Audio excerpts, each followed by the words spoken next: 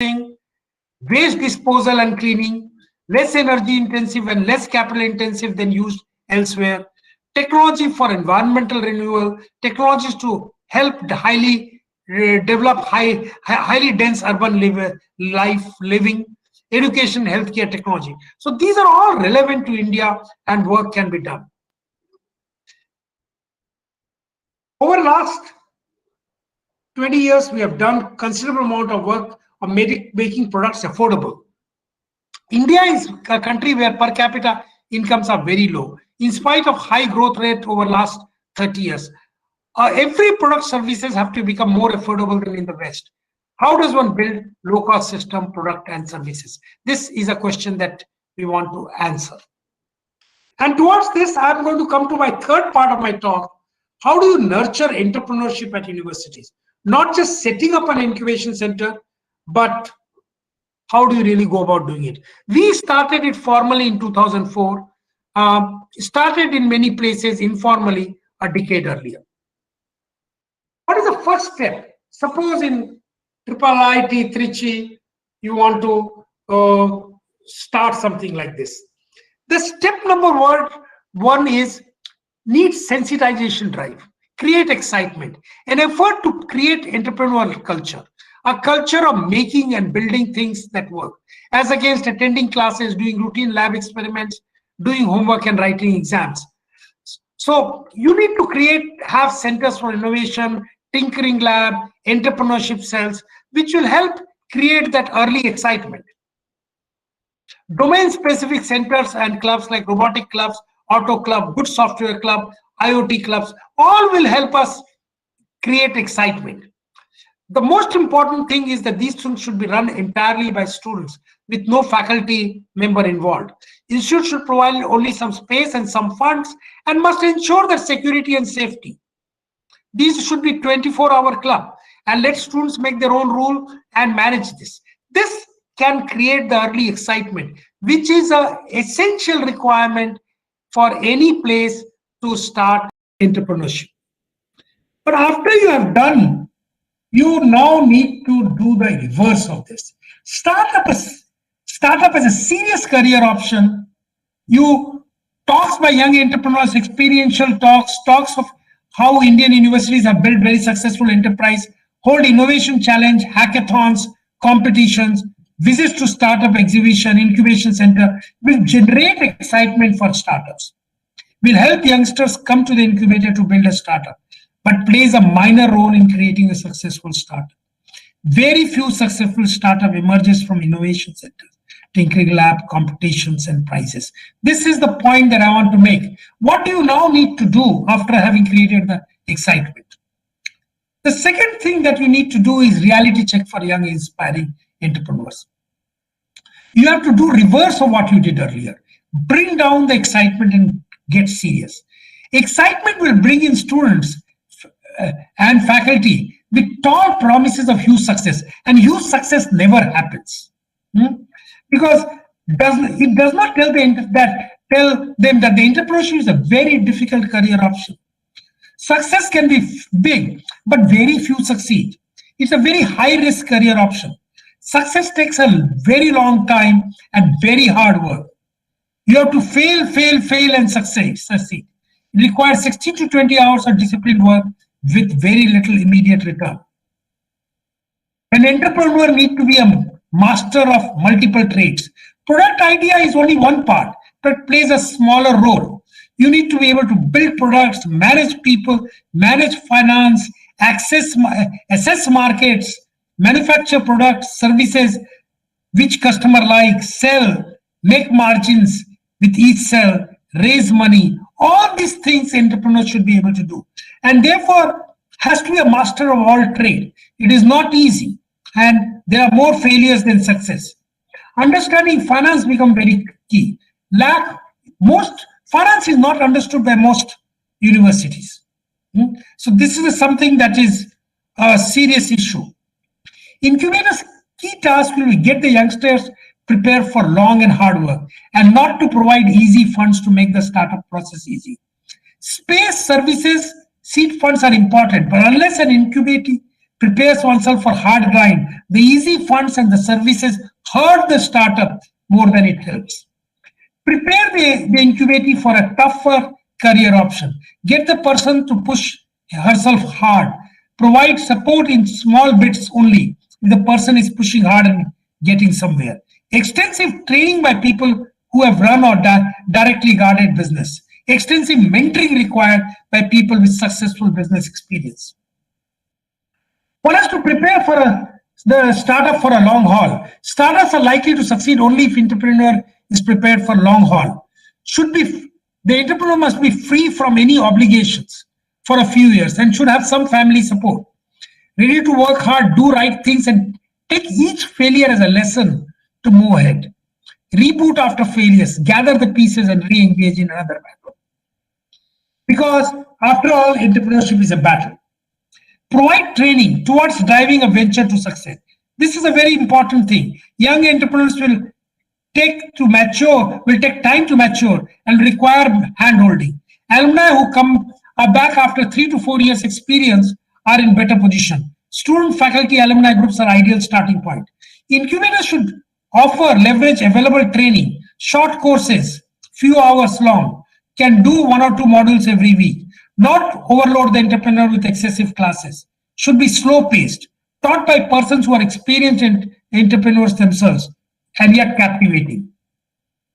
Training may include concept to product development all throughout, understanding the market. Is the product needed? Who will buy the product? How much will they pay? Prototype to manufacture product. Will it work 24/7? What will it cost to manufacture? Product quality, servicing a product, cost of a service. Understanding company's finance. What is revenue? What are costs associated with revenue? Working capital issue, capital expenditure, fixed cost, depreciation, interest costs, R&D costs. What is profit, balance sheet, cash flow statement, profit and loss statement. All this is required for an entrepreneur to understand. Managing cash. How does one pay salary at the end of the month? Where does one raise money? Where does one borrow money? And how does one derive profits from revenue? At the same time, training should also tell us what are the rules and regulations governing Indian company. How do you derive profits from revenues? How does one manage team, HR, and retaining people? Most difficult issue. Suddenly, at the end of the month, your people will walk out. What should you do? Company branding and reputation, company ethics, avoiding shortcuts. Institute may create e-cells run entirely by students. E-cells can play sensitization role, but the second role that I have talked about to you is more important. You also need some domain expertise. Startup would need to get deep in domain. We'll have to compete with established companies. Products which are copied will not succeed. How does one startup acquire such deep knowledge? It may take considerable time and much harder work than one is used to as a student. Motivated team members help. Faculty involvement in startup help. But faculty should never impose or influence a startup to take on a faculty. So startups with known technologies need to excel in delivery cost, not easy. Incubating will require strong mentors. Mentors should be from industry, preferably be leaders of successful enterprise. Sub-alumni with long years of industry experience also help. Preferably one-to-one mentorship. One mentor assigned to a company. Mentor must be acceptable to entrepreneurs. You cannot impose a mentor on a company. Mentors themselves must be pure advisor. They advise, not decide. Entrepreneurs may choose to listen to the advice or do what they feel like. Mentors can also provide feedback to incubator about the company progress. If incubator provides any kind of funding, they must insist that the company takes up some mentors of their choice from the pools available mentors. Pre-incubators and early mentorship. Desirable that university creates a pre-incubators. Some support to a potential startup which is not ready as a startup. Do not incubate a company till it is really ready. Make it selective to become incubated. Provide opportunity for potential companies to learn from each other and startups. Important to gauge whether the aspiring youngsters are likely to succeed. Early mentorship is crucial. Are entrepreneurs currently in position to take risk? Do their family need their income? or have regular income? Have they done enough homework? A successful entrepreneur needs an incubation community to decide whether to admit a startup. Incubator's decision must be fair. Students will not come otherwise. There should be zero external influence, no say by VCs and deans. Incubation support should be without any funding commitment in the beginning. Provide shared space, business support, financial services, company secretary, legal, patent, HR. Startups should have a mentor, as I pointed out, involve industrialists as mentors. Funding a startup, no easy money for startup. Actually, easy money hurts the chances of success. Funding at all levels should be difficult. There should be a funding committee, avoid deans and administration, have people with venture experience, industrialists, CEO and professor in charge of incubator, plus a couple of people who worked in the industry. You can provide seed grant of 5 lakhs to 10 lakhs, but don't provide it easily. Loans, 25 to 30 lakhs rupees at some point of time when they really show the product and they get some early entry into the market. Beyond this, the company should raise funds from angel fund and venture fund. So this is the basis on which we at IIT Madras built a deep tech startup, which has fintech, waste management, livelihood, agri-tech, water treatment, consultancy, biotech, edtech, energy, renewable, Internet of Things, health tech, and everything. What is most important on this Women's Day, I want to point out, the leadership team is entirely women leadership. And of course, we have been doing very well. We today have 200 plus incubated companies, 220 in fact. Our current value of all the incubated companies, 7,000 crores, and we ourselves have shares worth 100 crores. Well, that's pretty much what I wanted to actually present by saying India has a long way to go. Atmanirbhar can become an empty slogan unless we seriously get together industry and academia and youngsters to slog and innovate. Shortcuts do not work. We will fail if we do not pay attention to gender equity from the beginning. Enough has been done in last 30 years to show that it is possible. And I have given you a talk of what does it take for every institute to create an incubator and create a successful startup. What we need is the need for the powerful to believe in it. What I will do is that I'll stop sharing now and basically answer questions if you have any for a short time.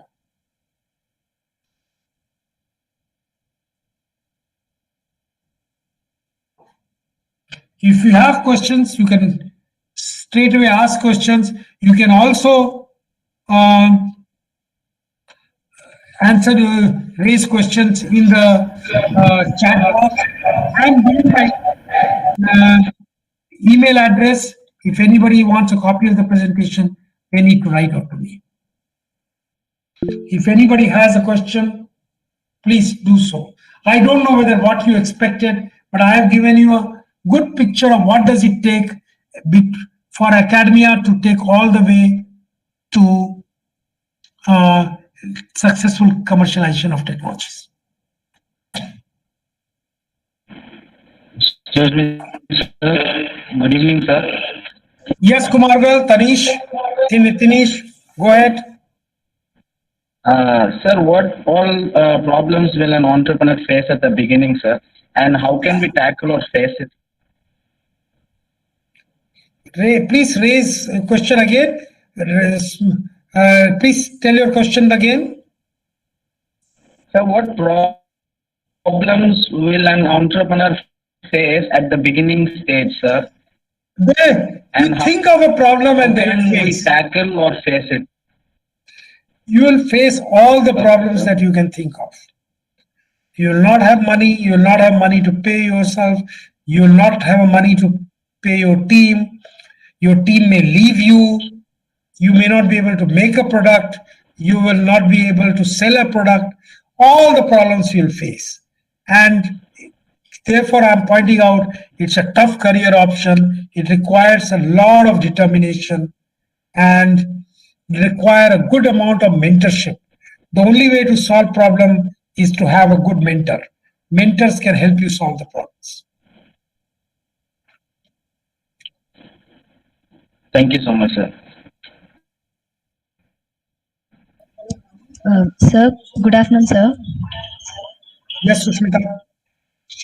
Sir, I would like to extend Teenage Kumaravel's question, sir. If what will be the problems faced particularly by women entrepreneurs, sir? Will there be any problems particularly faced by women, or are they general, sir? So the women entrepreneurs, if you start right after your college, you're 21, 22. As I pointed out, the first few years, you practically get nothing. So they have to be determined. The biggest pressure that women often face is the parental pressure to not do this, a parental pressure to get early marriage. If you do that, of course, the entrepreneurship dream goes away. Of course, you can come back later in your life, but that will be much, much later. But at 22, 23, when you are young, if you can convince your parents and get 3-4 years before you can think of marriage, then that's the time is the best time to do a startup. Thank you, sir. I also suggest that normally don't try to do a startup at an early stage alone. At least couple of people should join. That helps because you together try to tackle problem rather than individual. You again have to find a very good mentor. Without that, you will not succeed. I Yes, hope that sir. answers your question, Sushmita. Thank you, sir. Anyone else?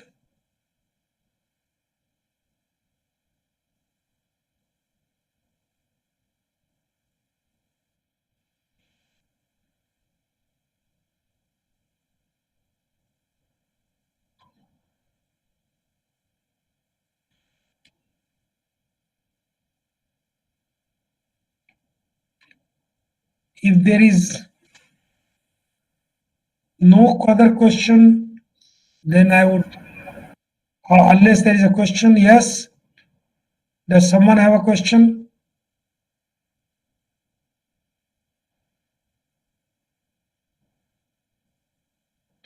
Kamakshi, if no one has questions,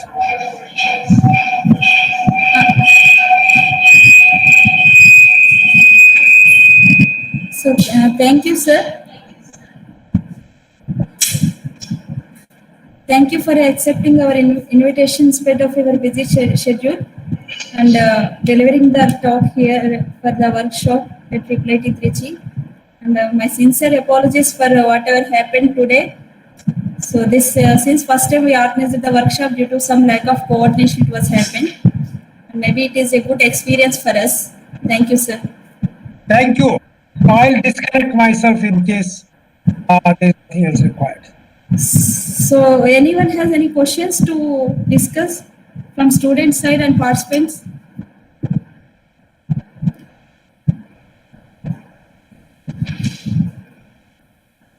Thank you so much, sir.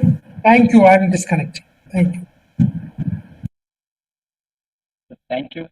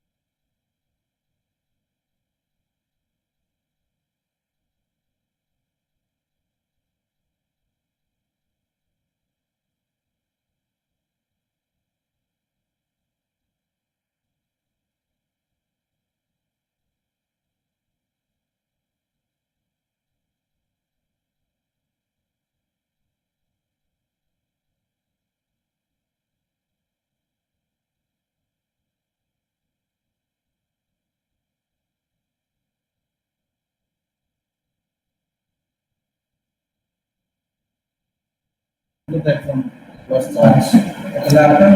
let us start with the oral presentations.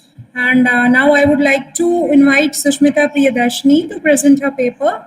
Sushmita, you can start with the presentation.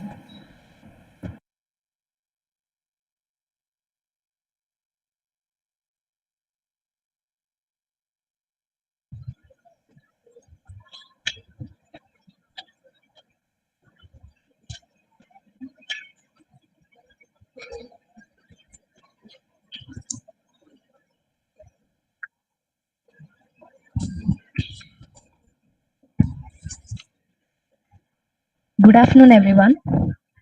I'm Sushmita Priyadarshini, a research scholar in the Department of Science and Humanities, IIIT Trichy. Today I'm presenting to you a few women scientists who lead the research and development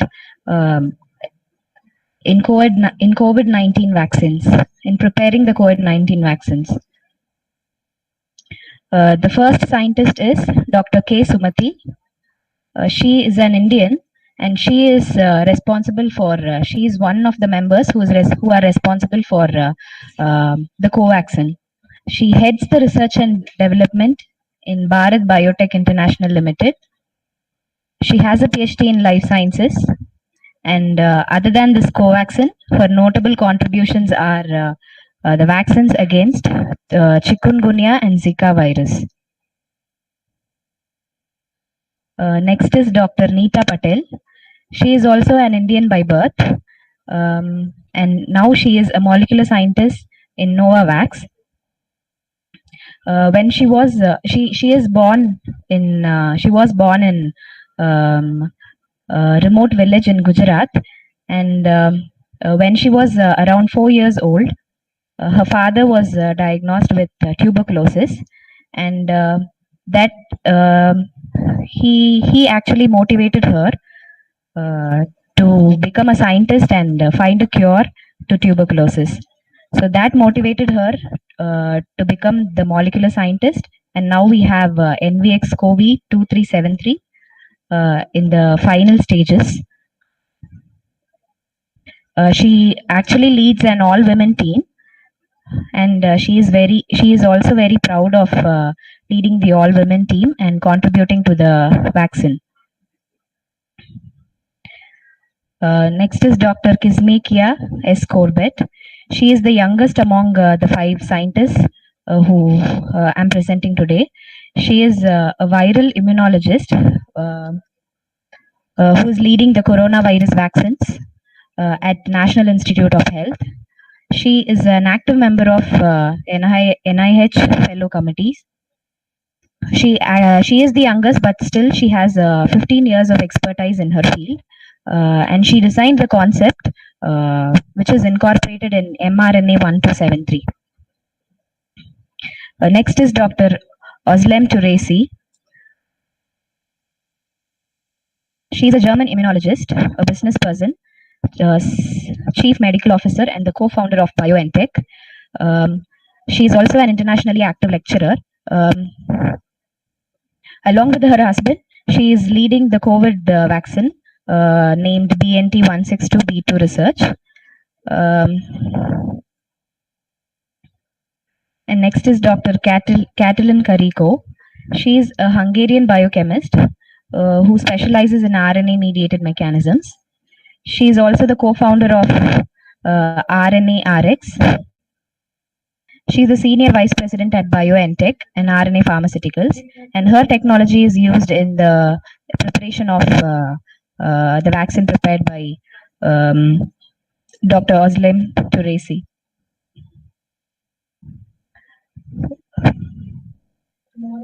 And these are some of the references from which I have taken notes. And thank you.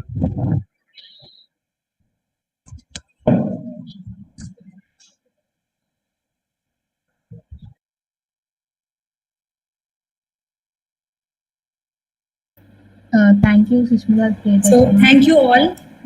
Bhavna, please take over the session. Yes, thank you, Sushmita Priyadarshini ma'am, for presenting. And thank you for everyone for attending this session, day 1, session 2. And we'll meet in the next session. So you can leave the meet. Tomorrow morning.